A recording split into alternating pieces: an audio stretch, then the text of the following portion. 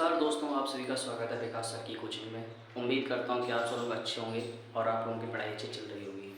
तो दोस्तों, कल की वीडियो में मैंने आप लोगों को यूज़ ऑफ अनलेस पढ़ा दिया था, जो कि पेपर्स में बहुत ज़्यादा आता है ना। कल मैंने पढ़ाया था आपको use of unless in place of if, मतलब इफ़ के स्थान पर अनलेस का यूज़ पढ़ाया था मैंने आपको, ठीक है, जो कि पेपर्स में बहुत आता है। इसी प्रकार है ना, इसका उल्टा भी पूछ लेते हैं पेपर्स में कि सर अनलेस के स्थान पर इफ़ का यूज़। कल अपन ने सीखा था इफ़ के स्थान पर अनलेस का यूज़, आज हम सीखेंगे अनलेस के स्थान पर इफ़ का यूज़। ठीक है दोस्तों, तो कल मैंने आपको सारे पॉइंट समझा दिए थे, शायद आप लोगों को समझ में आया हो कल की वीडियो में। और प्लीज़ दोस्तों, अगर कोई चीज़ समझ में नहीं आती है, आप लोग कोई पार्ट समझ में नहीं आता है, तो प्लीज़ कमेंट किया करो आप लोग कि सर मैं यहाँ पे डाउट है कि मुझे समझा दो सर, तो मैं समझा दूंगा उसी कमेंट में आपको। ठीक है दोस्तों, प्लीज़ कमेंट किया करो आप लोग, ठीक है, इससे मुझे भी तो पता पड़े कि मैं सही पढ़ा रहा हूँ या नहीं पढ़ा रहा हूँ। वैसे तो मैं कोशिश करता हूँ अच्छा देने की, फिर भी आप लोग कमेंट किया करो, है ना। तो आज हम स्टार्ट करते हैं यूज़ ऑफ इफ़। ठीक है, इफ़ आज हम करेंगे यूज़ ऑफ इफ़, है ना। आज हम करेंगे यूज़ ऑफ इफ़, ठीक है, जो पेपर से पूछते हैं अनलेस के स्थान पर इफ़ का यूज़। ठीक है, इफ़ के बारे में आपको हम बता देते हैं कि इफ़ के सर इफ़ का हिंदी अर्थ क्या होता है। सर इफ़ का हिंदी अर्थ क्या होता है, यदि होता है। इसका यूज हम क्या करते हैं, कंडीशन को बताने के लिए करते हैं। कंडीशन मतलब शर्त, शर्त का बोध बताने के लिए किया जाता है। इसका यूज हम क्या है, दो सेंटेंसों के बीच में करते हैं। ठीक है, दो सेंटेंस को जोड़ने के लिए करते हैं। ठीक, जैसा हमने आपको अनलेस के में बताया था कि सब दो सेंटेंस को जोड़ने के लिए किया जाता है। इसी प्रकार हम क्या करेंगे, यहाँ पे इफ़ का यूज कहाँ करेंगे, दो सेंटेंस को कनेक्ट करने के लिए करते हैं। ठीक दोस्तों, अब यहाँ पे मैंने एक नोट लिखाया है कि सर इफ वाला वाक्य हमेशा कैसा रहना चाहिए, आप निगेटिव। अगर आप अनलेस से निगेटिव, अगर आप अनलेस से इफ बना रहे हो तो इफ वाला सेंटेंस हमेशा आपको निगेटिव रखना है। ठीक, जैसे यहाँ पे पेपर्स में, तो ठीक है सर, ये तो इफ के बारे में हो गया। सर पेपर्स में कैसे पूछते हैं, पेपर्स में पूछते हैं आपका use of if in place of unless, मतलब अनलेस के स्थान पर इफ का यूज। क्या पूछेंगे, अनलेस के स्थान पर इफ का यूज। ये मैंने कुछ इसके पॉइंट्स लिखे हैं, पहले हम इसके पॉइंट्स जानेंगे, अच्छे से पढ़ेंगे, अच्छे से समझेंगे, फिर इसके सारे क्वेश्चंस करेंगे हम। ठीक है दोस्तों, तो सबसे पहले हम पॉइंट पर आते हैं। सबसे पहले क्या लिखा है, अनलेस को हटाकर किसका यूज करेंगे, हम इफ का यूज करेंगे। सर अनलेस को हटा देंगे, हम क्या लगा देंगे, इफ लगा देंगे। ठीक है, फिर लिखा है सेकेंड पॉइंट हमने क्या लिखा है, यदि अनलेस वाले वाक्य में सिंपल प्रेजेंट टेंस हो, मतलब अनलेस का सेंटेंस जब इफ वाला, यदि अनलेस वाले वाक्य में सिंपल प्रेजेंट टेंस हो या सिंपल पास्ट टेंस हो का यूज हो, तो इफ वाले वाक्य में क्या करेंगे, हम डू नॉट और does not comma did not का यूज करते हैं। कहने वाली बात यह है सर कि यदि अनलेस वाला सेंटेंस हमारा प्रेजेंट इंडेफिनिट में हो तो हम इफ वाले सेंटेंस में डू नॉट या डज नॉट का यूज करेंगे। यदि अनलेस का सेंटेंस आपका पास्ट इंडेफिनिट में तो इफ वाले सेंटेंस में क्या करेंगे, हम डिड नॉट का यूज करेंगे। मतलब कुल मिला के हमको इफ वाला सेंटेंस कैसा बनाना पड़ेगा, निगेटिव बनाना पड़ेगा। ठीक, यहाँ पे क्या है, तीसरा पॉइंट कह रहा है यदि अनलेस वाली बात में सिंपल प्रेजेंट टेंस के अलावा, है ना, simple present tense, simple past tense के अलावा कोई और टेंस की हेल्पिंग वर्ड आ जाए। ठीक है, मान लो अनलेस के सेंटेंस में कोई और टेंस की हेल्पिंग वर्ड आ जाएगी, is are am was were, कोई भी और टेंस की हेल्पिंग वर्ड आएगी, तो हम इफ में क्या करेंगे, वही हेल्पिंग वर्ड का यूज करेंगे। ठीक है, तो मैंने लिखाया है कि और हेल्पिंग वर्ड का यूज हो तो उसी हेल्पिंग वर्ड का यूज करेंगे इफ वाले सेंटेंस में। ठीक, फिर मैंने चौथा पॉइंट लिखाया है कि इफ के दूसरे सेंटेंस में क्या करेंगे, हम कोई भी परिवर्तन नहीं करेंगे। ठीक, आया समझ में होगा दोस्तों।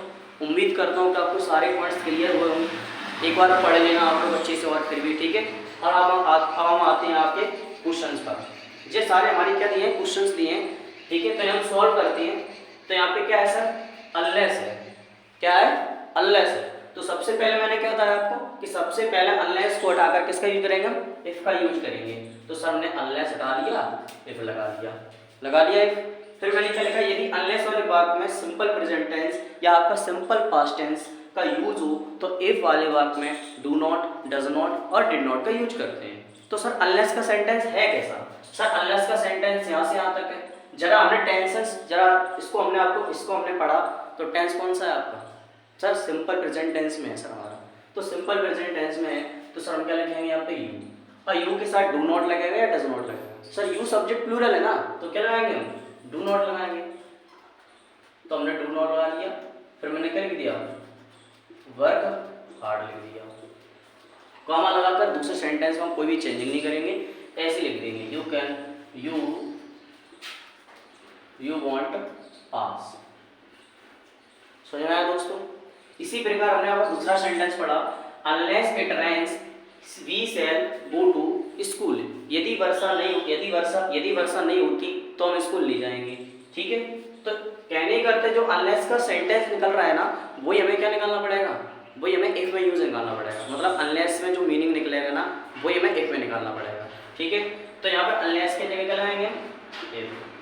फिर क्या लिखा, इफ। सर टेंस देखा हमने, अनलेस वाला टेंस देखा, अनलेस वाला सेंटेंस देखा हमने, तो वहाँ पे क्या हो रहा है, प्रेजेंट इंडेफिनिट टेंस का यूज हो रहा है।